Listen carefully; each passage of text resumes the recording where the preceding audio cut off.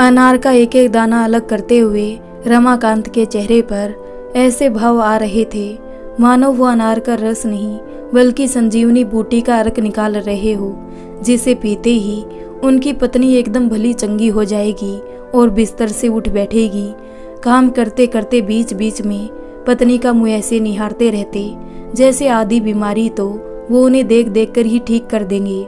रमाकांत की पत्नी तुलसी पिछले 7 महीनों से बिस्तर पर है। उन्हें लकवा मार गया था। कभी ना थकने वाली तुलसी पिछले 7 महीने से आराम से बिस्तर पर पड़ी है। हमेशा भजन कीर्तन करने वाली आज निशब्द है। अब उसके सुरीले गले से मधुर गीत नहीं निकलते, लेकिन रमाकांत ने अपनी पत्नी के सभी मनोभावों को पढ़ने में महारत हासिल कर ली है। रमाकांत भोर में उठकर नित्य क्रियाओं से निर्वित होकर स्नान ध्यान करके पत्नी की सेवा में जुट जाते हैं। मुंह धुलने से लेकर कपड़े बदलने तक का सारा काम खुद करते हैं। धीरे धीरे बालों को सुलझाते हुए कंघा करते हैं, जैसे तुलसी बच्चों के बाल बनाया करती थी। सिर में हल्का तेल लगाकर उल्टी सीधी चोटी बना दिया करते, जो तुलसी को बिल्कुल भी पसंद न आती थी। तुलसी की आंखों के भाव स्पष्टता से इस बात को उजागर करते, पर रमाकांत मुस्कुराकर पत्नी के सिर पर प्यार भरा हाथ फेर दिया करते, जैसे छोटे बच्चों को फुसलाया जाता है। माथे पर बिंदी और मांग में सिंदूर लगाते तो तुलसी की आंखों से आंसू बहने लगते। पति से मिलने वाले प्यार और अपनी लाचारी दोनों पर। पति का प्रेम ऐसी लाचारी में मिले, ऐसा तो सपने में भी नहीं सोचा था तुलसी ने। उसका जी करता कि तुरंत उठकर बैठ जाऊं। तुलसी की झटपटाहट स्पष्ट हो जाती थी उसके अधूरे अनकहे शब्दों से। आ एक नाकाम कोशिश कुछ कहने की, कुछ बोलने की, और फिर थोड़ी देर में थक कर शांत हो जाती। बस आंखों से आंसुओं की झड़ी बहना शुरू हो जाती। तुलसी की ये बेबसी देख रमाकांत भी अपने आंसुओं को रोक ना पाते और किसी बहाने से बाहर जाकर अपना जी हल्का कर लेते। रोकर मन हल्का हो जाने पर रमाकांत को तुलसी के नाश्ते का ध्यान आया। रसोई में जाकर जूस को हल्का गुनगुना करके कमरे में ले आए।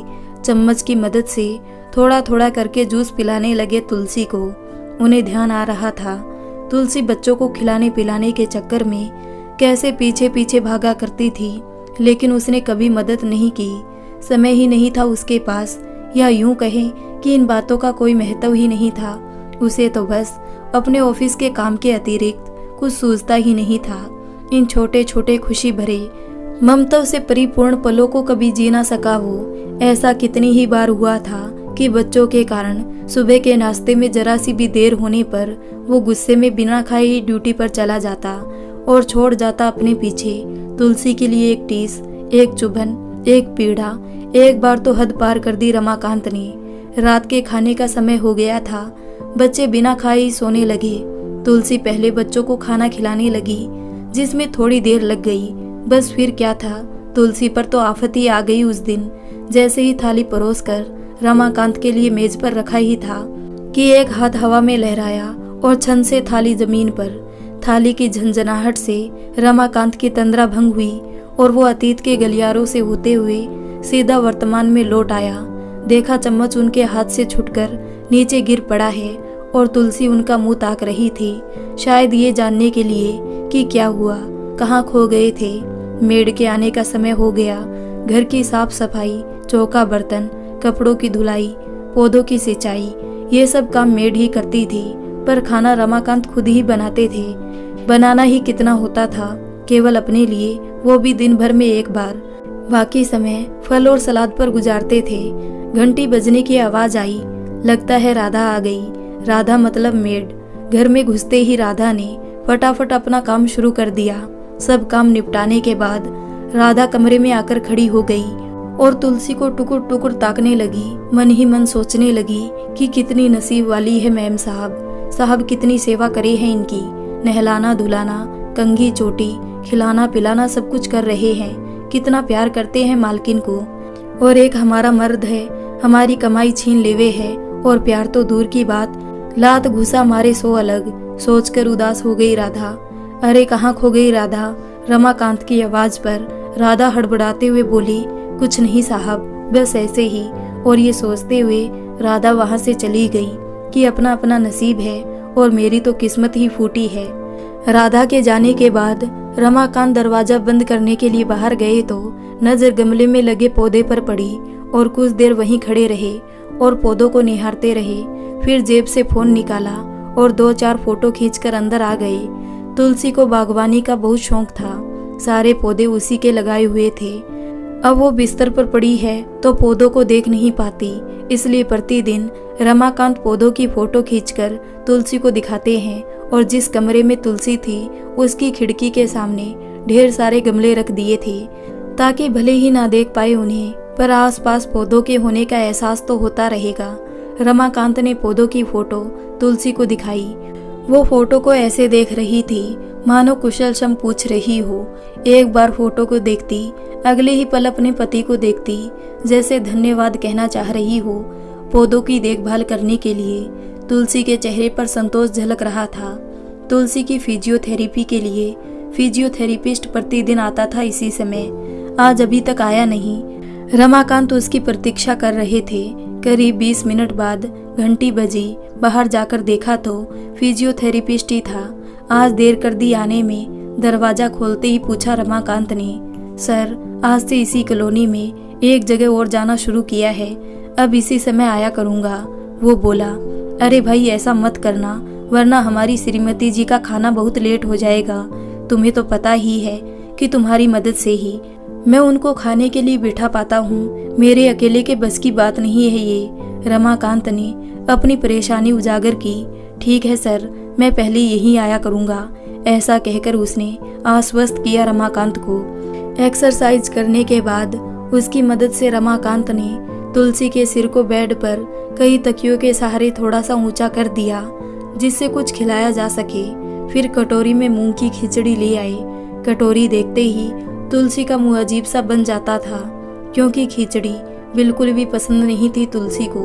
तुलसी का बना हुआ मुंह देखकर रमाकांत दुलार से बोलते, अभी यही मिल सकता है तुम्हें, खाना तो पड़ेगा, नहीं खाओगी तो ठीक कैसे हो पाओगी, और अगर तुम ठीक नहीं हुई तो मैं बीमार पड़ जाऊंगा। ये कहते कहते चम्मच से खिचड़ी तुलसी के मुंह में डाल देते और तुलसी चुपचाप ऐसे पूरी कटोरी खत्म कर देती जैसे वो जल्दी जल्दी ठीक होना चाहती हो और जीना चाहती हो अपने जीवन साथी के साथ। रमाकांत भी वही खिचड़ी खाते वहीं बैठकर और बोलते, देख मैं भी यही खा रहा हूँ, मैं तेरा साथ दे रहा हूँ। और फिर तुलसी के चेहरे पर मुस्कुराहट जैसी रेखाएं उभर कर आ जाती। खाना खाने के बाद रमाकांत तुलसी के बगल में लेट जाते हैं थोड़ा आराम करने के लिए। शाम को अदरक तुलसी वाली चाय बनाई, 1 कप अपने लिए और कटोरी में थोड़ी सी चाय तुलसी के लिए लेकर कमरे में आ गए। चम्मच से घूंट घूंट करके मुश्किल से 2 चम्मच पी तुलसी ने। फिर रमाकांत ने हनुमान चालीसा उठाई और बैठकर पूरे भाव से पढ़ने लगे। ऐसा वो प्रतिदिन करते थे क्योंकि वो जानते थे कि तुलसी को इससे बड़ा संतोष मिलता है। जब वो स्वस्थ थी तो बिना पूजा किए अन्न ग्रहण नहीं करती थी। रमाकांत चालीसा पढ़ते पढ़ते बीच बीच में तुलसी पर भी नजर डाल लेते थे।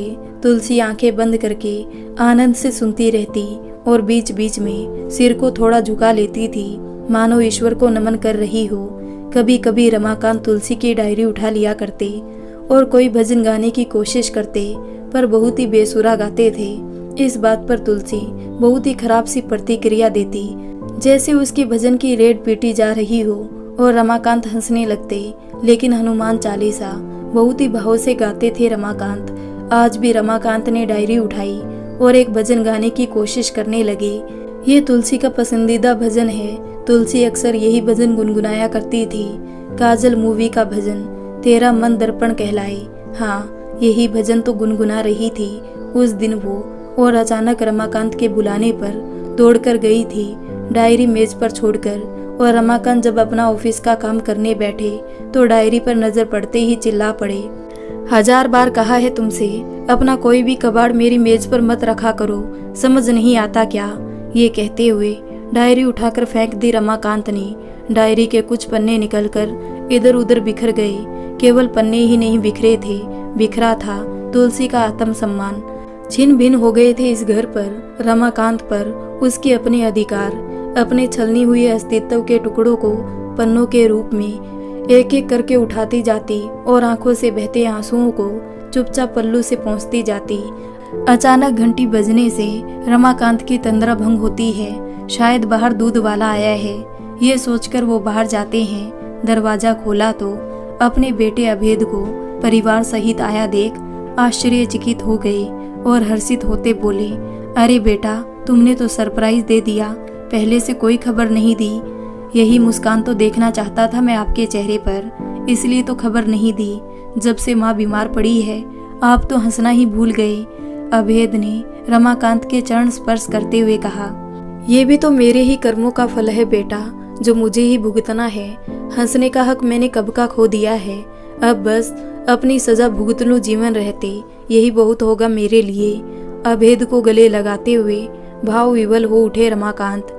ऐसा क्यों कहते हैं पापा जी, होने को कौन टाल सकता है, आप हमेशा इसके लिए स्वयं को दोषी क्यों ठहराते हैं। अभेद ने अपने पिता का मन हल्का करने का प्रयास किया।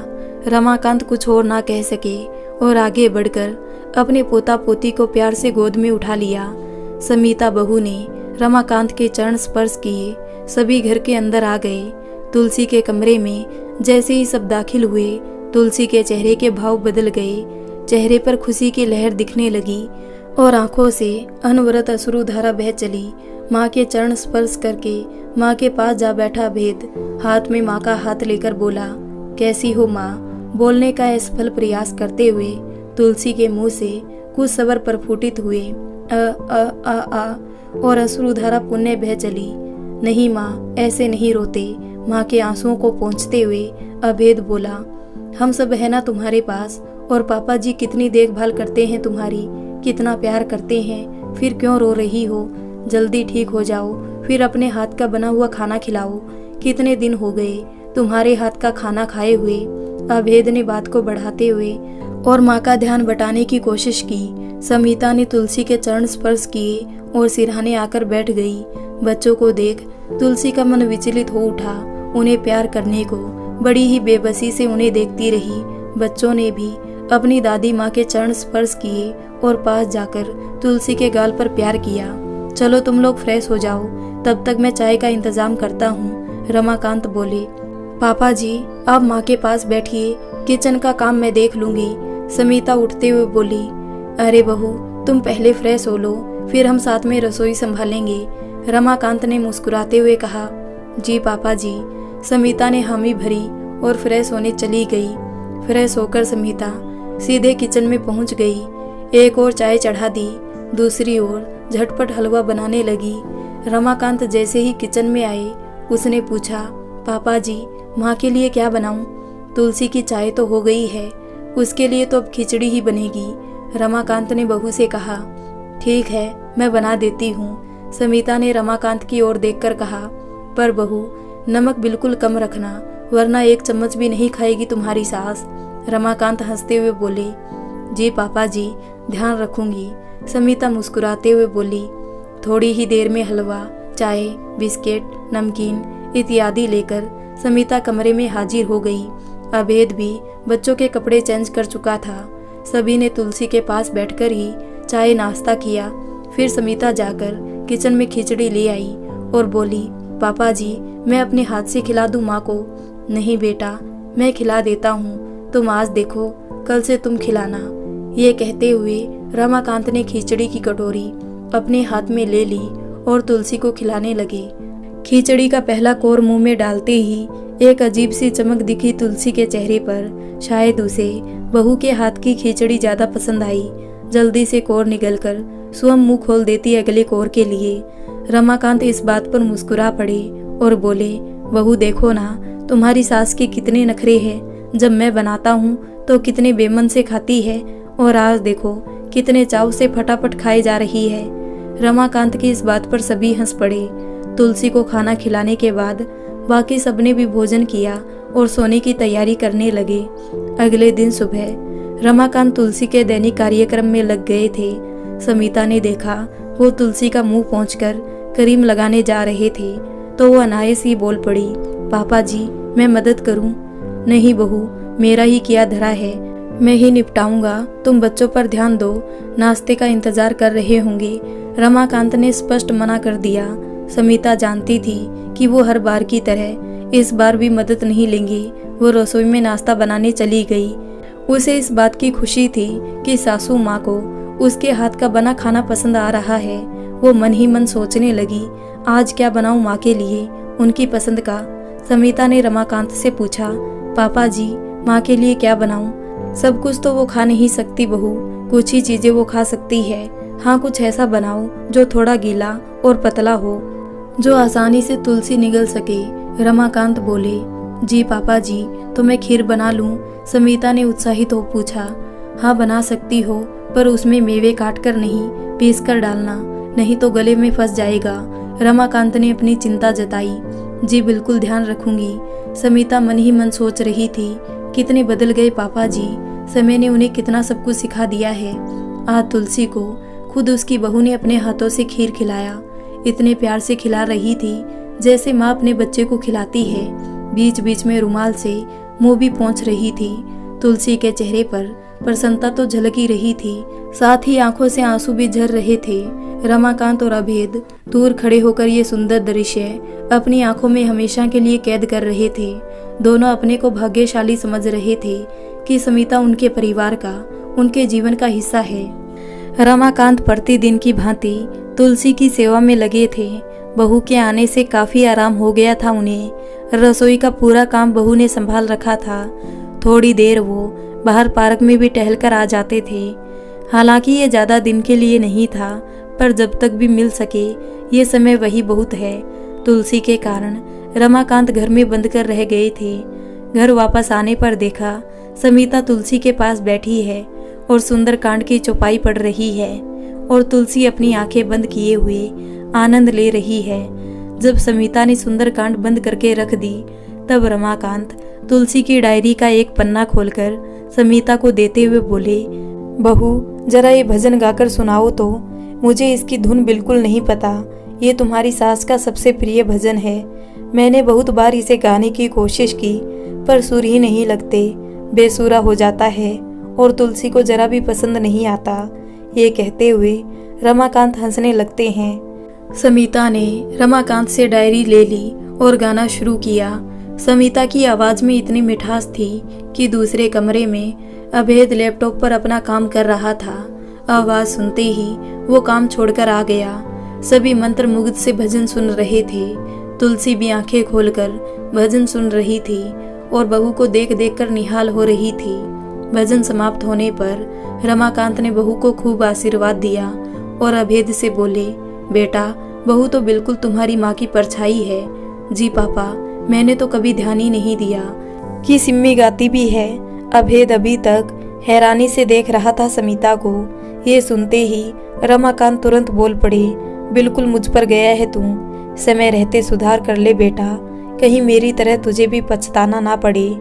अपने पिता की इस बात पर अभेद ने निगाहें नीची कर ली। अगले दिन दोपहर के वक्त बच्चे दोनों खेल रहे थे।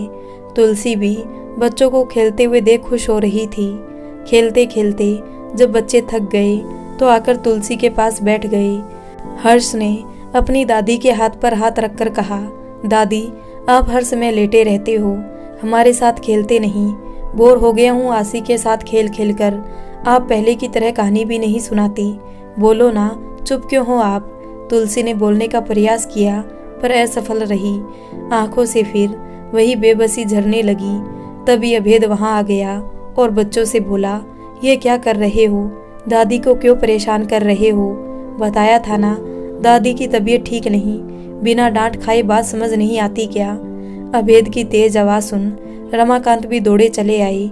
बच्चों को सहमा हुआ देख अभेद पर नाराजगी जताते हुए बोले, बच्चों पर इस तरह गुस्सा करते हैं भला?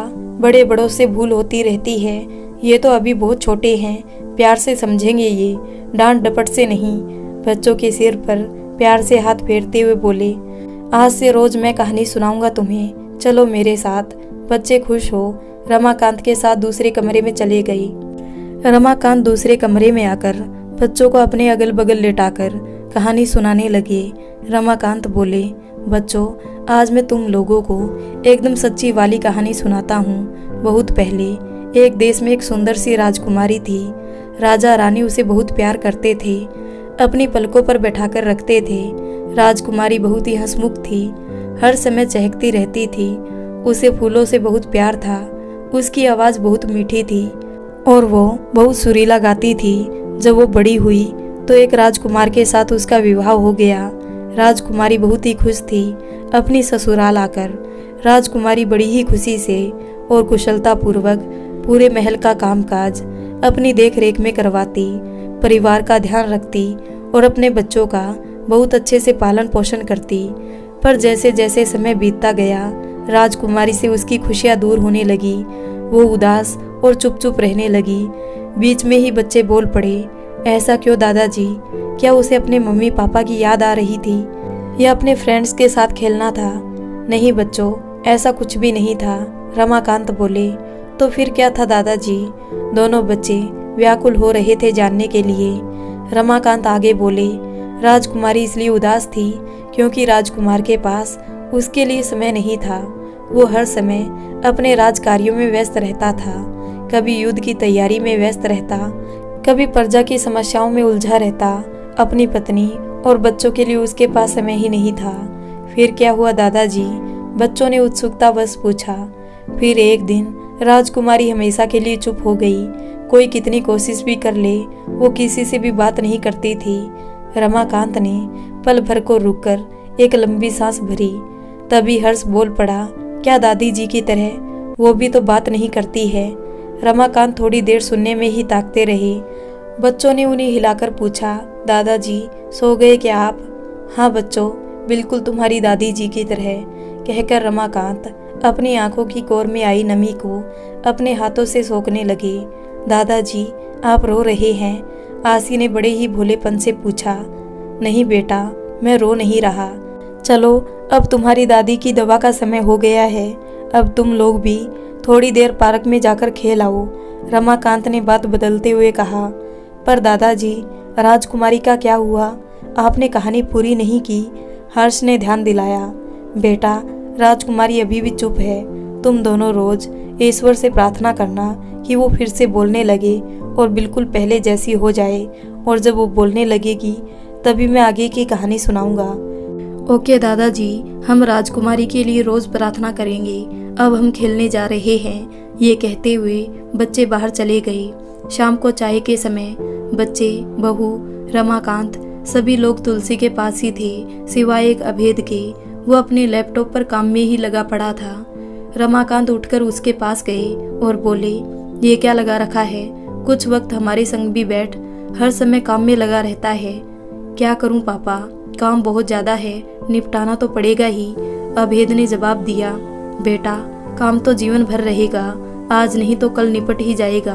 पर ये समय जो तू काम में लगा रहा है ना, ये हमारे हिस्से का समय है, परिवार के साथ बिताने का समय है। ये एक बार जाएगा तो कभी वापस नहीं आएगा। फिर पछताने से भी कुछ हाथ नहीं आने वाला। मैं देख रहा हूँ तो पहले से बहुत बदल गया है। रमाकांत ने समझाया अभेद को। पहले से तो आप भी बहुत बदल गए पापा, अभेद ने शिकायती लहजे में कहा। हाँ, बदल तो गया हूँ। पहले मैं वैसा था जैसा अब तू होता जा रहा है। तो यहीं रोक ले खुद को। इस घर के लिए यही बेहतर होगा, वरना जिंदगी नरक बन जाएगी। इस घर में एक ही रमाकांत काफी था, अब एक और रमाकांत नहीं चाहिए इस घर को।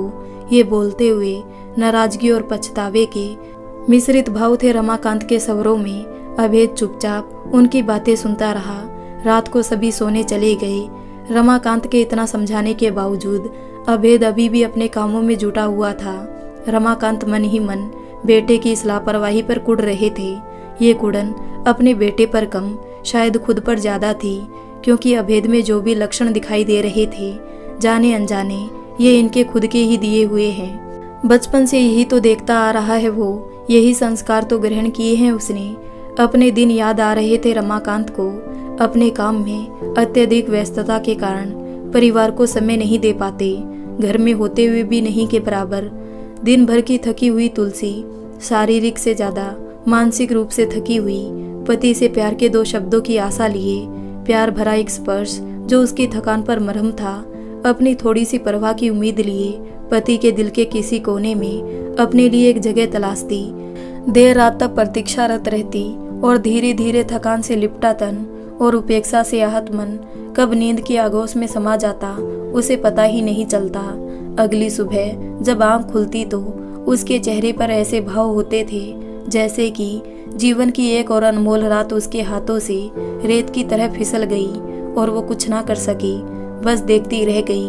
तुलसी के चेहरे के ये भाव तब समझ में नहीं आते थे रमाकांत को, पर आज वो बखूबी समझ रहे जब अभेद को बिल्कुल अपनी कहानी दोहराते हुए देख रहे हैं। अगले दिन सुबह से ही अभेद कुछ उखड़ा उखड़ा सा लग रहा था। सुबह से लेकर शाम तक प्रतिदिन की भांति व्यस्त रहे रमाकांत अपनी और तुलसी के दैनिक कार्य में। शाम को चाय के बाद अभेद ने समीता से कहा, पैकिंग कर लेना, कल निकलना है। समीता धीरे धीरे मिन्नतें कर रही थी अभेद से, प्लीज एक दिन के लिए ही सही माँ से मिलते हुए चलिए ना।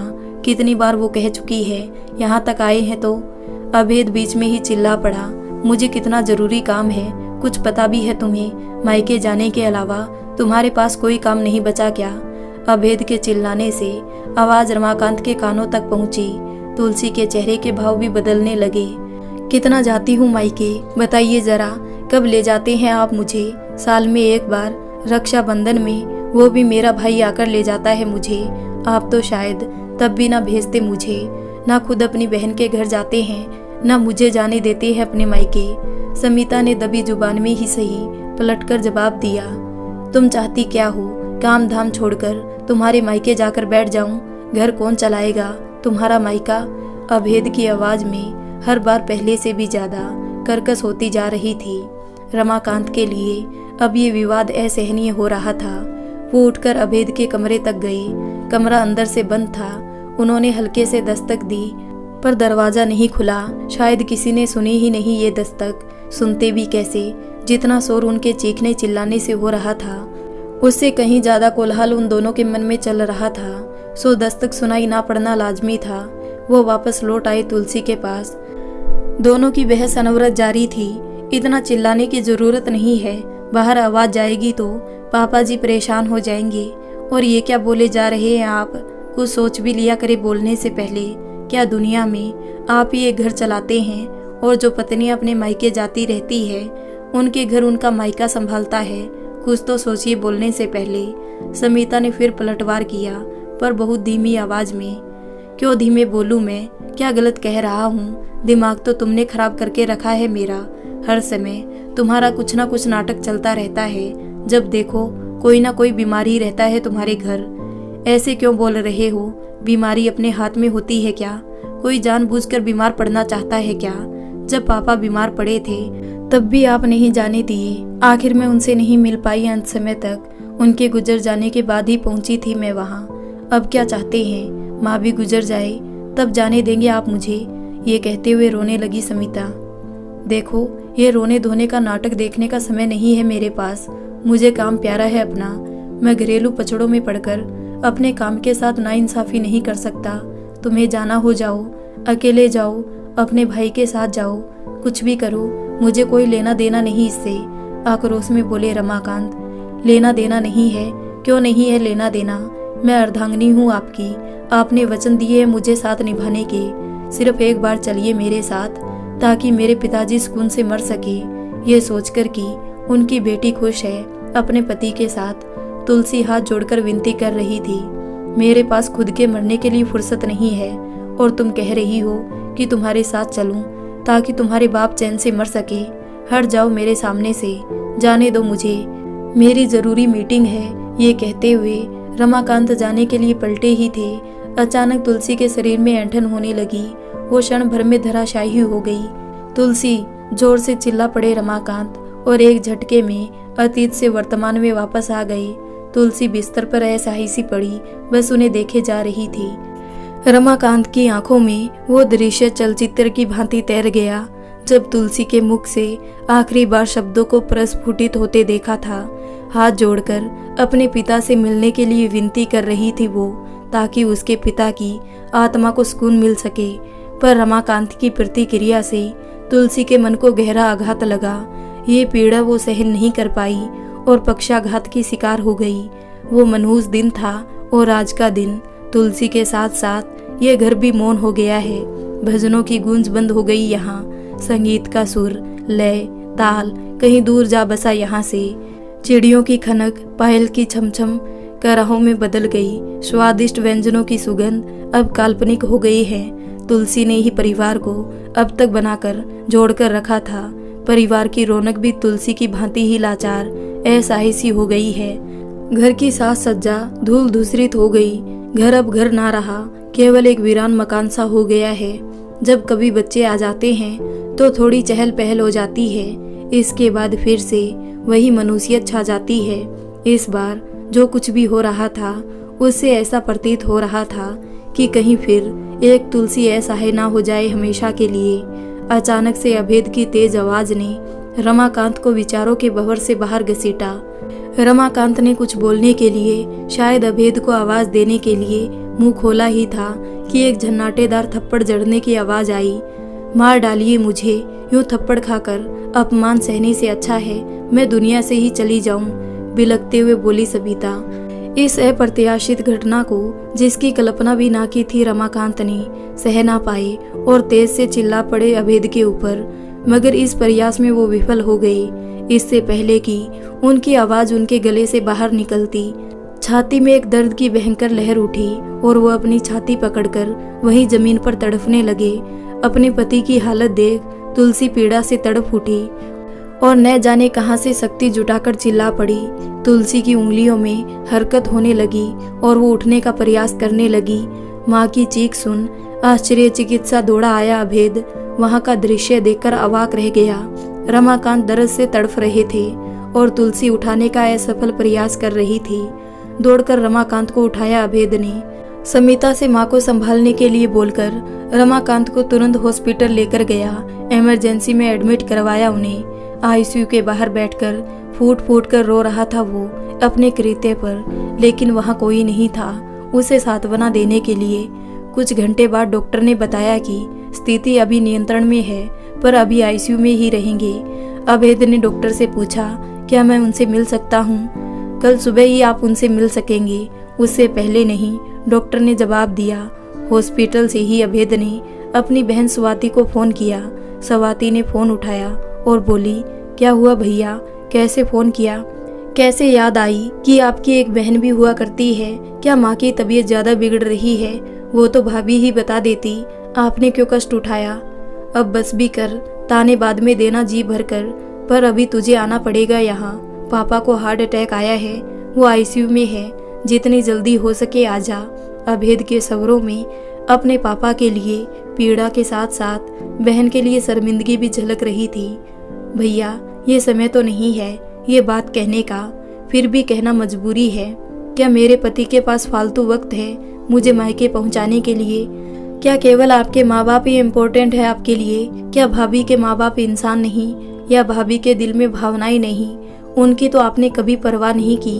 उनके माँ बाप भी तो ऐसे ही बीमार होते थे जैसे आपके हुए। कुछ अंतर है क्या दोनों की परिस्थिति में? कभी उनके मन की पीड़ा नहीं दिखी आपको? मैं तो अभी इसी क्षण पहुंच जाऊं वहां पर, क्योंकि ईश्वर की कृपा से मुझे ना तो आपके जैसा पति मिला है, ना ही पापा के जैसा। मैं बहुत भाग्यशाली हूँ कि मेरे पति इंसान है।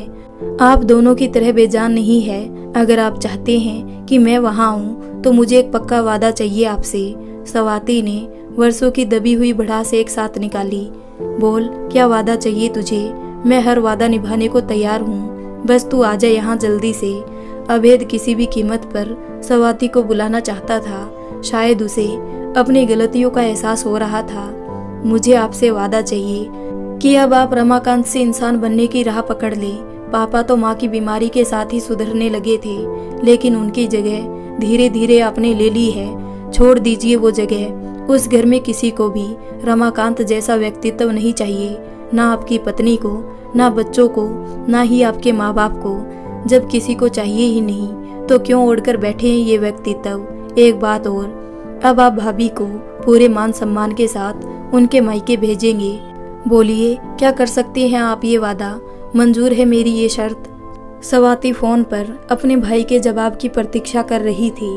कुछ देर के लिए सन्नाटा छा गया। कहाँ खो गए आप भैया? लगता है आपसे ये वादा पूरा ना हो पाएगा। कोई बात नहीं, मैं फिर नहीं आ पाऊंगी मायके। अब फोन रखती हूँ। इतना कहना था स्वाति का कि अभेद बोल पड़ा, फोन मत रखना। इतना बड़ा निर्णय लेने में थोड़ा वक्त तो लगेगा ही। हाँ, मैं तैयार हूँ तेरा हर वादा निभाने के लिए। मुझे तेरी हर शर्त मंजूर है, जो तूने अभी कहा वो भी और जो नहीं कहा वो भी। इतना भी आसान नहीं है भैया वादे को निभाना, जितनी आसानी से आप बोल रहे हो। अच्छी तरह से सोच लिया ना, अगर आप कभी भी अपने वादे से मुकरे तो मैं जीवन भर मायके का मुंह नहीं देखूंगी। आप समझ रहे हैं ना मैं क्या कह रही हूँ? कदम नहीं पड़ेंगे मेरे आपके आंगन में। स्वाति ने बिना किसी लाग लपट के अपनी शर्तों को स्पष्ट किया। कभी पीछे नहीं हटूंगा मेरी बहन, माफ कर दे मुझे अपनी सभी गलतियों के लिए। मैं बहुत शर्मिंदा हूँ, मुझे माफ कर दे स्वाति। अब इससे ज्यादा और कुछ नहीं कह सकता मैं, कहते हुए आवाज भर आ गई अभेद की और वो आगे कुछ ना बोल सका। बस भैया आप फोन रखो, मैं आती हूँ, और कुछ कहने की जरूरत नहीं आपको। ये कहते हुए गला रुंध गया स्वाति का। कुछ ही घंटों बाद स्वाति अपने पति रवि के साथ हॉस्पिटल में थी। बहन को देखते ही अभेद फूट फूट कर रोने लगा। स्वाति भी खुद पर नियंत्रण ना रख पाई और अभेद के गले लगकर रो पड़ी। रवि ने अभेद को हिम्मत बंधाते हुए कहा, परेशान ना हो भाई, सब ठीक हो जाएगा। अगली सुबह रमाकांत की स्थिति काफी बेहतर थी। डॉक्टर ने एक एक करके पेशेंट से मिलने की अनुमति दे दी, लेकिन बहुत ही कम देर के लिए। पर पेशेंट से बात करने की मनाही थी। अपने पापा को इस हालत में देखकर स्वाति अपने आंसुओं पर नियंत्रण नहीं रख पाई और रोते हुए बाहर आ गई। एक एक करके तीनों देख आए रमाकांत को। भैया आप घर जाकर थोड़ा आराम कर लीजिए, रात भर के जगे हुए हैं, स्वाति ने अभेद की हालत देखते हुए कहा। रात भर जागने और रोने के कारण अभेद की आंखें सूजी हुई थी और लाल हो गई थी। अभेद तुरंत बोल पड़ा, नहीं ऐसा करो, अब तुम दोनों घर जाकर थोड़ा आराम कर लो। थके हुए तो तुम भी हो, माँ का ख्याल रखना और समीता को यहाँ भेज देना। मैं अभी नहीं जा पाऊंगा यहाँ से, अगर गया तो भी दिमाग यहीं लगा रहेगा। समीता यहाँ आ जाए फिर मैं घर आ जाऊंगा। ठीक है भैया, भाभी यहाँ पहुँच जाए तो आप तुरंत घर आ जाना, स्वाति ने जोर देते हुए कहा। स्वाति जाने को हुई ही थी कि अभेद उससे पूछ बैठा, एक बात बता, अगर मैं तुझसे वादा ना करता तो क्या तू सचमुच मायका छोड़ देती? क्या पापा को देखने भी ना आती तू और माँ से मिले बिना कब तक रह पाती तू? क्या तेरा मन ना मानता, दिल नहीं कचोटता तेरा? बिल्कुल आती भैया, सिर्फ पापा को देखने, वो भी हॉस्पिटल में। घर ना जाती और माँ के लिए मेरा दिल बहुत कचोटता, पर अपने दिल पर पत्थर रखकर प्रतीक्षा करती उस दिन का जब आप खुद से बदल जाते। तब तक आप में बदलाव नहीं आता, कदम ना रखती आपके आंगन में। ये कहते हुए मुझे बहुत बुरा लग रहा था, पर क्या करूं, कोई तो तरीका अपनाना ही था आपको आपकी ही कमियों से अवगत करवाने का। माँ से कभी ना हो सका जब उनके खुद के साथ अन्याय हो रहा था, और अब जब भाभी भी यही झेल रही थी तो मुझसे सहन नहीं हो पाया। ऐसा लग रहा था कि एक और तुलसी ने जन्म ले लिया है, फिर से वही अन्याय सहने के लिए। भाभी तो शायद ही कभी लड़ पाती अपने लिए, इसलिए मुझे एक कठोर निर्णय लेना पड़ा। पर भैया आप कभी भी भाभी को ये मत बताना कि आपने मुझसे वादा किया है, इसलिए खुद में बदलाव लाना चाहते हैं, बल्कि भाभी को यही लगना चाहिए कि आप में अपने आप ही बदलाव आ रहा है। स्वाति ने सब कुछ उगल दिया जो भी उसके मन में था। मैं पूरी कोशिश करूंगा, अभेद ने स्वाति के सिर पर अपना हाथ रखकर कहा। मुझे पूरा यकीन है भैया, आप इसमें पूरी तरह कामयाब हो पाएंगे। मुस्कुराते हुए स्वाति बोली, अच्छा अब तू घर जा और समीता को भेज जल्दी। अभेद की आवाज में बहुत ही थकान थी। जी भैया भेजती हूँ, ये बोलकर स्वाति और रवि घर को निकल गए। इधर अभेद के हॉस्पिटल जाने के बाद से समीता बराबर तुलसी के पास ही बैठी रही। कभी तुलसी का हाथ अपने हाथों में लेकर उन्हें सांत्वना देती, तो कभी अपनी आंखें बंद कर ईश्वर से प्रार्थना करने लगती रमाकांत की कुशलता के लिए। एक पल को भी पलके ना झपकाई उसने। इस बीच तुलसी की उंगलियों में कई बार हरकत महसूस की समीता ने, लेकिन इस बात पर प्रतिक्रिया देने अथवा प्रसन्न होने की बजाय उसका सारा ध्यान हॉस्पिटल में ही लगा था। न जाने कितनी बार फोन मिला चुकी थी अभेद को, पर उसका फोन बिजी आ रहा था। चिंता से समीता का बुरा हाल था। कोई भी खबर नहीं मिल पाई थी अब तक। फिर फोन मिलाया पर अब लग ही नहीं रहा था फोन। कुछ समझ नहीं आ रहा था कि क्या करे अब। सुबह सुबह अचानक घंटी बजने से एकदम चौंक पड़ी समीता। किसी अनजानी आशंका से मन घबरा उठा उसका। वो दौड़ते हुए पहुंची दरवाजा खोलने। दरवाजा खोला तो सामने स्वाति और रवि को देखकर भावुक हो उठी और स्वाति के गले लगकर रोने लगी। स्वाति ने अपनी भाभी को दिलासा देते हुए कहा, भाभी परेशान मत होइए, अब पहले से बेहतर स्थिति है पापा की। समीता सिसकते हुए बोली, आप लोग हॉस्पिटल से आ रहे हो क्या? खबर कैसे मिली? हाँ भाभी, हॉस्पिटल से ही आ रहे हैं, भैया ने खबर की थी, रात में ही पहुंच गए थे हम वहाँ। स्वाति ने कहा, भैया ने? वो तो तुझे कभी? आश्चर्यचकित होकर बोली समीता, मुझे एक बार भी फोन नहीं किया, ना ही मेरा फोन उठाया। कितनी बार फोन किया मैंने उनको, कितनी हालत खराब हो गई थी मेरी। कुछ अंदाजा भी है उन्हें, समीता ने नाराजगी दिखाते हुए कहा। भाभी नाराज मत हो, भैया ने मुझे खबर की, उसके बाद उनके फोन में कुछ प्रॉब्लम आ गई थी और जब मैं वहां पहुंची तो फिर पापा को लेकर भैया बहुत ही ज्यादा परेशान थे, रो भी रहे थे। इसी परेशानी में ही उन्हें याद नहीं रहा, वरना मेरे ही फोन से खबर कर देते आपको। स्वाति ने सारी स्थिति को स्पष्ट किया। भाभी जी आज घर के अंदर नहीं आने देंगी क्या हमें? रवि ने मुस्कुराते हुए कहा। माफ कीजिए नंदोई जी, बिल्कुल आने देंगे। चल श्रुति, अब अंदर चल के बात करते हैं, समीता ने झेपते हुए कहा। उ उ उ एकदम घुटी सी कहराती सी आवाज सुन दौड़ पड़ी समीता अंदर की ओर। साथ ही श्रुति और रवि भी दौड़े। समीता तेजी से तुलसी के पास पहुंची और उसके मनोभावों को समझने की कोशिश करने लगी। सहसा उसे ध्यान आया, इस समय उनकी नित्य क्रिया कराते थे पापा जी। श्रुति और रवि हैरानी से उन्हें देख रहे थे, क्योंकि जब से तुलसी लकवाग्रस्त हुई तब से आज तक एक शब्द भी ना बोल पाई थी वो। आज कानों में तुलसी की आवाज पड़ने पर दोनों को अपने कानों पर विश्वास नहीं हो रहा था। भाभी ये माँ की आवाज थी क्या? अभी आपको माँ ने बुलाया क्या? श्रुति ने अविश्वास भरे शब्दों से पूछा समीता से। हाँ श्रुति, माँ की ही आवाज थी, समीता ने इस बात की पुष्टि की। आपने फोन पर बात करते समय कभी नहीं बताया मुझे कि माँ की आवाज वापस आ गई, श्रुति ने नाराजगी दिखाते हुए कहा। कल ही तो हुआ ये चमत्कार, जब पापा जी को अटैक पड़ा था तब माँ पहली बार आवाज निकाल पाई थी। जाने कहाँ से शक्ति जुटाकर चीख कर बुलाया था उन्होंने अभेद को, और दोबारा अब बोली है। रात को बोलने वाली बात तो दिमाग से ही निकल गई थी, क्योंकि सारा दिमाग तो पापा जी की चिंता में ही लगा हुआ था। और हाँ, एक खुशी की बात और भी है, माँ की उंगलियों में हरकत भी होने लगी है। समीता ने पूरी बात बताई। क्या कह रही हो भाभी, क्या ये सच है? श्रुति को तो जैसे विश्वास ही नहीं हो रहा था समीता की बातों पर। बिल्कुल सच, समीता ने इस बात पर अपनी मुहर लगा दी। सुन श्रुति, बातें बाद में करेंगे, चल पहले माँ के नित्य क्रिया करवाने में मेरा हाथ बटा और नंदोई जी से बोल वो तब तक फ्रेश हो ले। समीता जल्दी जल्दी अपनी सासू माँ का दैनिक कार्यक्रम निपटाने में जुट गई। भाभी की मदद करने के बाद श्रुति भी फ्रेश होने चली गई। इन सब बातों में श्रुति समीता को बताना ही भूल गई कि भाभी को हॉस्पिटल भी जाना है।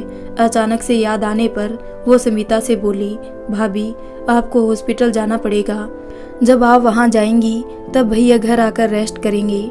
ये सुनकर समीता असमंजस में पड़ गई और बोली, श्रुति अगर मैं यहाँ से गई तो रसोई कौन संभालेगा? भाभी किचन मैं संभाल लूंगी, आप निश्चित होकर जाओ। श्रुति ने समीता को भरोसा दिलाया।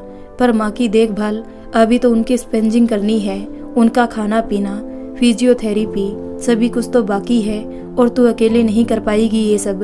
मैंने पापा जी को ये सब करते हुए देखा है तो मुझे पता है कि कैसे मैनेज करना है सब। ऐसा कर तू ही चली जा हॉस्पिटल, समीता ने अपनी मजबूरी बताई।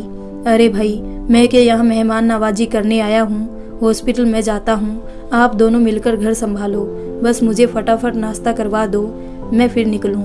रवि ने हंसते हुए बोला, आपने तो मेरी मुश्किल आसान कर दी नंदोई जी। रवि की बात सुनकर समीता ने राहत की सांस ली। श्रुति रसोई में जाकर फटाफट नाश्ता बनाने लगी। श्रुति फटाफट नाश्ता तैयार कर रवि और बच्चों को खिलाती है। समीता तुलसी के लिए जूस निकालकर हल्का गुनगुना कर ले जाती है। चम्मच से धीरे धीरे तुलसी को जूस पिलाते हुए उसे ऐसा लग रहा था जैसे कि एक माँ अपने बच्चे को प्यार से खिला पिला रही हो। अचानक से अपनी माँ की याद आते ही उसकी आंखें भर आती है। अपने आंचल से अपनी आंख के कोरों को पोंछ ही रही होती है कि श्रुति आ जाती है कमरे में और देखते ही बोल पड़ती है, अरे भाभी, आप रो क्यों रही है? अचानक से क्या हुआ?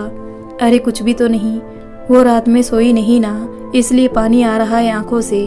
समीता ने झूठ बोलने का असफल प्रयास किया। भाभी, मैं अब बच्ची नहीं रही, ससुराल वाली हो गई हूँ। मुझे बहलाओ मत, माँ को याद करके रो रहे हो ना? भाभी के मन की बात पढ़ ली श्रुति ने। समीता कुछ भी जवाब न दे सकी। भाभी के कंधे पर हाथ रखकर भरोसा दिलाया श्रुति ने, सब ठीक हो जाएगा भाभी, बस थोड़ा धैर्य रखिए। नंदोई जी का नाश्ता हो गया? बात बदलते हुए समीता बोली, हाँ भाभी, हो गया नाश्ता, वो तो हॉस्पिटल जाने के लिए एकदम तैयार खड़े हैं, जवाब दिया श्रुति ने। एक काम कर श्रुति, थोड़ा नाश्ता पैक करके अपने भैया के लिए भेज दे।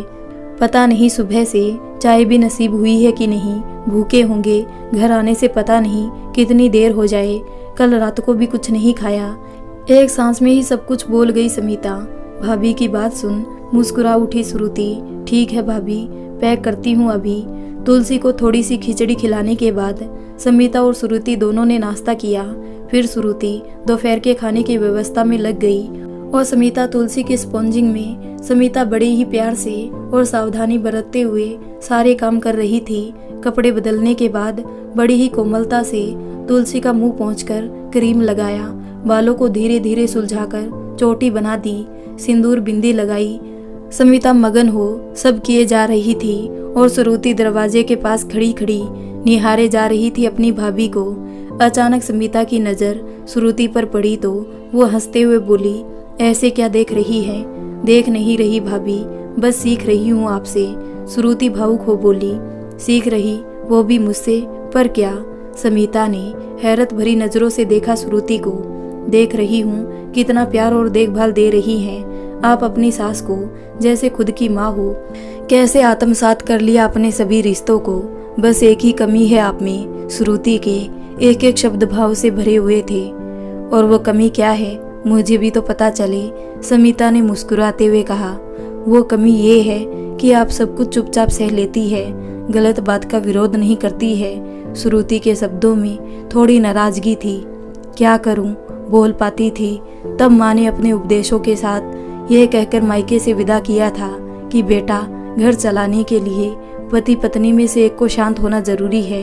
परिवार की खुशी के लिए अपनी जुबान को अपने नियंत्रण में रखना, मन को शांत रखना और अपने गुस्से और तकलीफों को अपने अंदर सोखने की कोशिश करना। ये बात मैंने गांठ बांध ली थी, अब यही मेरी आदत बन गई है।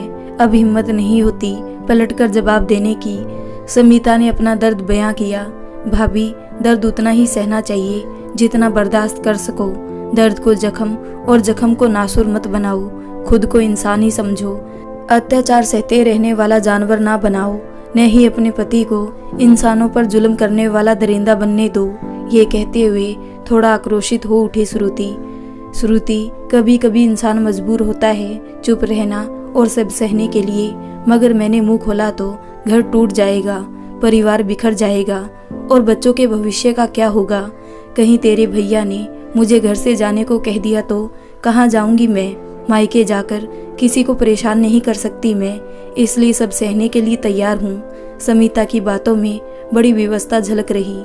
उनकी ये मजाल, जरा कहकर तो देखे, कम से कम ये अन्याय तो मैं हरगिज नहीं होने दूंगी आप पर। मैं हमेशा आपके साथ हूँ भाभी, इतना भरोसा तो आप कर ही सकती हैं मुझ पर, श्रुति ने डंके की चोट पर कहा। और मुझे अपनी ननंद रानी में यही बात सबसे अच्छी लगती है, एकदम बिंदास है, सब खुलकर बोल देती है, फिर चाहे जो भी हो जाए।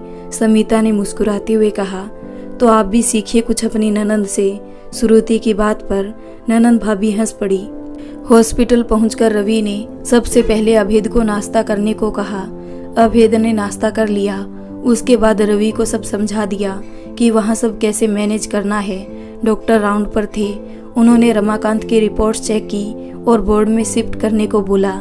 रमाकांत पहले से काफ़ी बेहतर स्थिति में थे होश में आ गए थे। बीपी प्लस, सब कुछ नॉर्मल था। उन्हें वार्ड में शिफ्ट कर दिया गया। सब कुछ व्यवस्थित कर अभेद घर आ गया। बहुत ही थका हुआ था वो। उसे देखते ही समीता परेशान हो गई और बोली, कितने थके हुए लग रहे हैं आप, जल्दी से फ्रेश होकर आराम कर लो। आराम? अजीब सी नजरों से समीता को देखते हुए अभेद बोला, जिसका बाप हॉस्पिटल में पड़ा हो वो 1 मिनट चैन से घर में बैठ भी नहीं सकता और तुम कह रही हो आराम कर लो। अभेद की ऐसी प्रतिक्रिया पर समीता का चेहरा उतर सा गया, आंखों में पानी आ गया। शायद ये सोचकर कि कुछ भी कर दो परिवार के लिए, हमेशा परायेपन की चुभन का ये एहसास मिलेगा बदले में, या फिर ये सोचकर कि काश मेरे लिए भी ऐसा ही सोचते जब मेरे पापा हॉस्पिटल में थे और अंतिम क्षणों में मुझे याद कर रहे थे। श्रुति तुरंत बोल पड़ी, ये कैसे बात कर रहे हो आप भाई? भाभी तो बस आपके अच्छे के लिए ही कह रही है। जब आप ठीक रहोगे तो ही तो पापा की देखभाल कर पाओगे ना। अगर आप ही बीमार पड़ गए तो पापा की केयर कौन करेगा? हर बात को गलत नजरिए से लेना जरूरी तो नहीं, किसी की भावनाओं को सकारात्मक दृष्टिकोण से भी लेना सीखिए।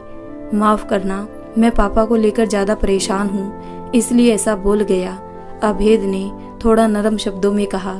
स्मिता स्तब्ध सी देखती रह गई अभेद को। अभेद से इस नरमी की उम्मीद तो उसे बिल्कुल भी ना थी। नहा धोकर खाना खाकर अभेद जल्दी जल्दी तैयार होने लगा हॉस्पिटल जाने के लिए। समीता ने फिर हिम्मत कर कहा, प्लीज थोड़ा आराम कर लो, घंटे 2 घंटे बाद चले जाना, अभी तो वहाँ नंदोई जी है ही। अभेद ने घूर कर देखा स्मिता को, फिर पता नहीं क्या सोचकर नॉर्मल हो गया और बोला, रवि को भी तो लंच करना होगा और जब मैं जाऊंगा वहाँ तभी तो वो घर आ पाएंगे। अभी ये बातें हो ही रही थी कि रवि का फोन आ गया श्रुति के पास। श्रुति, मैंने लंच यहीं कर लिया है, भैया को अभी आने मत देना, जब वो 2-4 घंटे आराम कर ले तभी वापस आई यहाँ। श्रुति ने आकर तुरंत अभेद को बताया, भैया अब आप थोड़ा चैन से सो जाइए, रवि ने लंच वहीं कर लिया है, अब वो शाम को ही घर वापस आएंगे, आप बिल्कुल निश्चित हो जाए, रवि वहाँ सब मैनेज कर लेंगे। अभेद को ना चाहते हुए भी वहाँ रुकना पड़ा और समीता के बुझे हुए चेहरे पर रौनक आ गई। अभेद जाकर अपने कमरे में सो गया। शुरू में चिंता के कारण करवटें बदलता रहा, फिर कब नींद आ गई उसे पता ही नहीं चला। बेसुध सोता रहा वो। समीता ने भी उसे जगाने का प्रयास नहीं किया। शाम को अचानक फोन की घंटी बजने पर वो हड़बड़ाकर उठा और इधर उधर नजरें दौड़ाकर रमाकांत को ढूंढने लगा। थोड़ी देर बाद वो कुछ सचेत हुआ तो फोन उठाया। हाँ नीतीश, बोलो, क्या हुआ? कहाँ है यार? आज इतनी इम्पोर्टेंट मीटिंग थी, आज तुम्हें यहाँ होना चाहिए था। उधर से नीतीश की आवाज आई। क्या बताऊँ यार, पापा को हार्ट अटैक आ गया, मैं कैसे आ सकता था, फोन करने का भी होश नहीं रहा मुझे। प्लीज एक काम करना, मेरी तरफ से 2-3 दिन की लीव एप्लीकेशन सबमिट कर देना ऑफिस में। अभेद ने रिक्वेस्ट की। जरूर कर दूंगा, तू यहाँ की चिंता बिल्कुल मत करना, निश्चित होकर अंकल की देखभाल कर, मैं यहाँ मैनेज कर लूंगा। और हाँ, कोई भी जरूरत हो निसंकोच मुझे याद करना, मैं तुरंत हाजिर हो जाऊंगा। नीतीश ने अभेद को आश्वस्त किया। शुक्रिया यार, तूने मेरी चिंता खत्म कर दी। अच्छा फोन रखता हूँ, मुझे हॉस्पिटल जाने के लिए निकलना है, कहकर अभेद ने फोन रख दिया। अभेद उठकर हाथ मुंह धोने लगा। तब तक स्मिता ने चाय और नाश्ता तैयार कर दिया। कुछ घंटे सो लेने के बाद अभेद काफी रिलैक्स फील कर रहा था। चाय पीकर वो तुरंत तैयार होने लगा। श्रुति, जल्दी से चाय नाश्ता नंदोई जी के लिए पैक कर देना, ये हॉस्पिटल जाएंगे, समीता ने कहा। अरे भाभी, वो चाय वहीं कैंटीन में पी लेंगे, इतना परेशान होने की जरूरत नहीं है, श्रुति लापरवाही से बोली। कैंटीन की चाय पिएंगे नंदोई जी, पता नहीं कैसी चाय होगी वहाँ की, मुंह बनाते हुए समीता बोली। भाभी, अब तक न जाने कितनी बार पी चुके होंगे वहाँ की चाय, हंसते हुए बोली श्रुति। ठीक है, जैसा तुझे सही लगे, समीता मुस्कुरा पड़ी। अभेद हॉस्पिटल पहुँच गया। थोड़ा झेंपते हुए रवि से बोला, कुछ ज्यादा ही गहरी नींद में सो गया था, समय का होश ही नहीं रहा, काफी कष्ट दिया आपको। अरे भैया, कैसी बातें कर रहे हैं आप, मैं कोई पराया तो नहीं, इतनी सेवा का मेरा भी हक बनता है ना, आप जितना ना सही पर इस घर का मैं भी तो बेटा ही लगूंगा, हंसते हुए कहा रवि ने। अब आप मुझे शर्मिंदा कर रहे हैं दामाद जी, अपनी झेंप मिटाते हुए बोला अभेद। डॉक्टर राउंड पर आए तो अभेद ने पूछा उनसे, सर अभी कैसी कंडीशन है पापा की? पहले से काफ़ी बेहतर है। आज रात और रहेंगे ऑब्जर्वेशन में। कल तक अगर कंडीशन इसी तरह नॉर्मल रहती है तो उन्हें डिस्चार्ज कर दिया जाएगा, डॉक्टर साहब ने जवाब दिया। डॉक्टर की बात सुनकर अभेद के चेहरे पर खुशी झलकने लगी। मन ही मन उसने प्रभु को धन्यवाद दिया। पूरा दिन रमाकांत की स्थिति लगभग सामान्य ही बनी रही। शाम को डॉक्टर राउंड पर आए तो सारी रिपोर्ट देखकर डिस्चार्ज की अनुमति दे दी। अगले दिन रमाकांत को डिस्चार्ज कर दिया गया। घर पहुंचने पर रमाकांत को देख तुलसी की आंखों में आंसू झरने लगे, मानो शिकायत कर रही हो कि कहाँ चले गए थे मुझे छोड़कर। तुलसी के बगल ही रमाकांत का बिस्तर लगा दिया गया। बिस्तर पर आकर रमाकांत तुलसी को ऐसे देख रहे थे जैसे कि बरसों के बिछड़े हो। तुलसी की आंखों से गिरते आंसुओं को अपने हाथ से पोंछते हुए बोले, रो मत, मैं ठीक हूँ। इतनी जल्दी तुम्हारा पीछा छोड़ने वाला नहीं। इस दुनिया से तुम्हारे साथ ही जाऊंगा मैं। तुम्हारी इस हालत की वजह मैं हूँ तो सेवा भी मैं ही करूँगा ना। तुम्हें इस हालत में छोड़कर मैं बिल्कुल नहीं जा सकता, किसी कीमत पर नहीं। ये कहते हुए रमाकांत ने तुलसी का हाथ अपने हाथ में ले लिया। अचानक उन्हें अपने हाथों में कुछ स्पंदन सा महसूस हुआ। उन्होंने ध्यान दिया तो तुलसी की उंगलियों में हरकत सी महसूस हुई। रमाकांत अचंभित हो एकदम उछल पड़े और समीता की ओर देखकर बोले, बहू देख, तुलसी की उंगलियों में हरकत हो रही है। हाँ पापा जी, कई बार हो चुकी है। और माँ तो अभी समीता आगे बोलने ही वाली थी कि श्रुति ने इशारे से उसे चुप करा दिया। रमाकांत के आश्चर्य की सीमा ना रही। भाव विवल हो तुलसी के सिर पर हाथ फेरने लगे। भावातिरेक में रमाकांत की आंखों से आंसू बहने लगे। रमाकांत की आंखों से बहते आंसुओं को देख तड़प उठी तुलसी। अनायास ही उसके मुंह से कुछ शब्द प्रफुटित हुए, आ प न आ। बस इतना ही बोल पाई तुलसी। आगे बोलने का प्रयास असफल रहा। रमाकांत हतप्रभ हो देखने लगे तुलसी को। कुछ क्षण यूं ही देखते रहे और फिर बोल पड़े, तुम्हारी आवाज वापस आ गई तुलसी। आ। तुलसी ने पूरी कोशिश कर जवाब दिया रमाकांत की बात का। रमाकांत की आंखों से आंसू बहते जा रहे थे। उन्होंने प्रसन्नता से माथा चूम लिया। खुशी के मारे कितना कुछ बोले जा रहे थे तुलसी से। अब मैं तुम्हारी खूब अच्छे से देखभाल करूंगा। तुम बहुत जल्दी ठीक हो जाओगी। खूब देर तक एक्सरसाइज करवाऊंगा तो तुम उठकर चलने लगोगी। अभेद आज ही डॉक्टर को संपर्क करो, वो ही बताएंगे कि अब हमें क्या क्या करना है। कहते कहते रमाकांत थोड़ा हंफने लगे। अभेद ने रमाकांत के कंधे पर हाथ रखते हुए कहा, पापा जी, बहुत ज़्यादा एक्साइटेड होने के लिए मना किया है ना डॉक्टर ने। अब आप आराम से लेट जाओ, शाम को डॉक्टर से बात कर लेंगे। पहले आप पूरी तरह स्वस्थ हो जाओ, फिर हम सब मिलकर माँ की सेवा करेंगे। अभी आप अपने मन को शांत रखो। रमाकांत बिस्तर पर लेट गए। हाथ जोड़कर प्रभु को बार बार धन्यवाद किया। घर में खुशी का माहौल छा गया। सबके चेहरे पर मुस्कान बिखरी हुई थी और मन में आस बंध गई कि अब जल्द से ही तुलसी पूरी तरह स्वस्थ हो जाएगी। अभेद के कहने पर रमाकांत लेट तो गए, पर उन्हें चैन जरा भी नहीं मिल रहा था।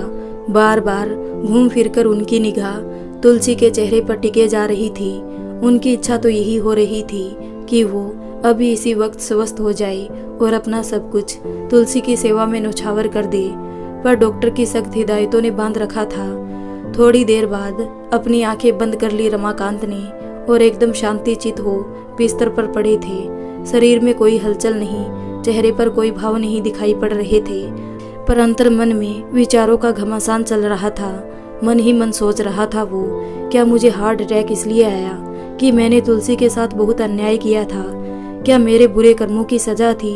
नहीं, ये मेरे बुरे कर्मों की सजा नहीं, ये तो मेरी सेवा का फल है जो मैंने तुलसी के लिए किया है, बिल्कुल निस्वार्थ भाव से।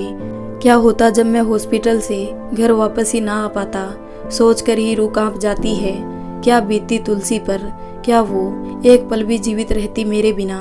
क्या वो मुझे माफ कर पाती कभी, इस बात के लिए कि मैं उसे अकेला छोड़कर चला गया? एक तो पहले ही बरी नहीं हो पाया था मैं अपने पिछले गुनाहों से, उस पर एक गुनाह और कर जाता, उसे विधवा बनाकर छोड़ जाने की। जीते जी मर जाती वो, कभी नहीं माफ करती मुझे, अगले कई जन्मों तक नहीं। रमाकांत ने एक लंबी सांस भरी और मन ही मन फिर सोचा, ये हार्ट अटैक तो मेरे लिए वरदान साबित हुआ है। जिसकी वजह से तुलसी की स्थिति में आश्चर्यजनक सुधार आया है। ये तो एक सुअवसर दिया है विधाता ने मुझे कि मैं अपनी तुलसी को फिर से पहले जैसा पा सकूं, उससे अपने किए की माफ़ी मांग सकूं और उसके साथ कुछ खुशी के पल गुजार सकूं। ये सोचते हुए उनके चेहरे पर निश्चिंता के भाव स्पष्ट हो गए, होठों पर एक मुस्कान तैर गई। अगले ही दिन रमाकांत ने अभेद को फिर स्मरण करवाया कि तुलसी के संबंध में डॉक्टर से बात कर ले। अभेद ने डॉक्टर को फोन मिलाया और उन्हें तुलसी की वर्तमान स्थिति से अवगत करवाया। अभेद के विशेष आग्रह पर होम विजिट के लिए सहमत हो गए।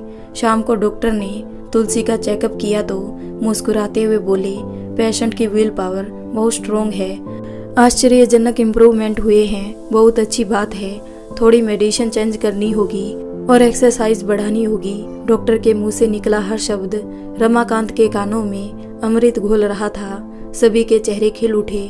तुलसी के चेहरे पर भी एक लंबे अरसे बाद सुकून के भाव दिखाई दे रहे थे। बेटे बहू और बेटी दामाद सभी मिलकर रमाकांत और तुलसी की सेवा में जुटे पड़े थे। अगले 2 दिनों में रमाकांत के स्वास्थ्य में इतना सुधार हो गया था कि अब वो अपना काम खुद कर पा रहे थे, किसी की मदद लिए बिना ही। रमाकांत अब अपना ध्यान खुद से रखने लगे हैं, पर घर के सभी सदस्यों की यही कोशिश रहती है कि वो ज़्यादा से ज़्यादा आराम करे। समिता और श्रुति दोनों ने मिलकर जल्दी जल्दी किचन का काम निपटाया। समिता सबसे पहले तुलसी को खिलाने के लिए खिचड़ी ले आई और बड़े ही प्यार से उसे खिलाने लगी। रमाकांत पास ही बैठकर देख रहे थे। कुछ देर वो शांति से देखते रहे, पर ज़्यादा देर चुप ना बैठ सके और बोले, ला बहू मुझे दे, मैं खिला दूं। पापा जी कुछ दिन और आराम कर लीजिए, फिर तो आप ही करेंगे ये सब। मुस्कुराते हुए समिता ने कहा, बहुत आराम हो गई, अब खाली बैठा नहीं जा रहा मुझसे। बस जल्दी से जल्दी तुम्हारी सास को उनके पैरों पर खड़ा होते देखना चाहता हूँ। बड़ी अधीरता थी रमाकांत के शब्दों में। हाँ पापा जी, हम सब भी तो यही चाहते हैं और ईश्वर की कृपा रही तो वो दिन भी जल्दी ही आएगा। समिता की उम्मीद भरे शब्दों से रमाकांत का चेहरा खिल उठा। आज पैकिंग कर लेना, कल जाना है हमें। अचानक अभेद के शब्द कान में पड़ते ही चौंक उठी समिता। जाना है? ऐसे कैसे जा सकते हैं हम? अभी तो पापा जी भी पूरी तरह स्वस्थ नहीं हो पाए हैं और माँ की देखभाल कौन करेगा? बिना सोचे समझे कुछ भी बोल देते हो आप। आपको जाना है तो जाओ, मैं तो यहीं रहूंगी। समिता के जवाब में एक जिम्मेदार बहू स्पष्ट नजर आ रही थी। तो क्या मैं अकेला जाऊंगा? क्या जवाब दूंगा माँ को कि उनकी बेटी क्यों नहीं आई मेरे साथ? अभेद ने फिर सवाल किया। क्या कहा आपने माँ? अभेद के ये शब्द कानों में पड़ते ही इतनी तेजी से पलटी समिता की खिचड़ी की कटोरी उसके हाथ से छूट गई। वो स्तब्ध हो अभेद को देखने लगी। आंखें डबडबा आई उसकी। हाँ, क्या कहूँगा माँ से कि आपकी बेटी मायके नहीं आना चाहती, आपसे मिलना नहीं चाहती। अभेद ने फिर से दोहराया अपनी बात को। समिता को तो विश्वास ही नहीं हो रहा था। ऐसा लग रहा था जैसे कोई सपना देख रही हो। अपने आंसुओं को रोकने की भरपूर कोशिश की, पर सफल ना हो पाई। श्रुति उसके पास आकर उसके छलछलाए आंसुओं को पोंछते हुए बोली, भाभी बिल्कुल सही सुना आपने, भैया आपको मायके लेकर जाना चाहते हैं, पर माँ को इस हाल में छोड़कर कैसे जाऊं मैं? समिता बड़ी ही धर्म संकट में थी।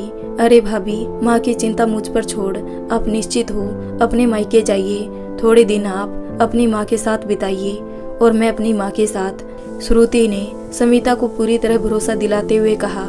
पर तुम अकेले कैसे संभालोगी ये सब? समिता अभी भी चिंतित थी।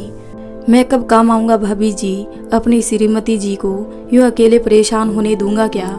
ऐसी जरूरत कर सकता हूं क्या मैं? बड़े ही मजाकिया अंदाज में कहा रवि ने।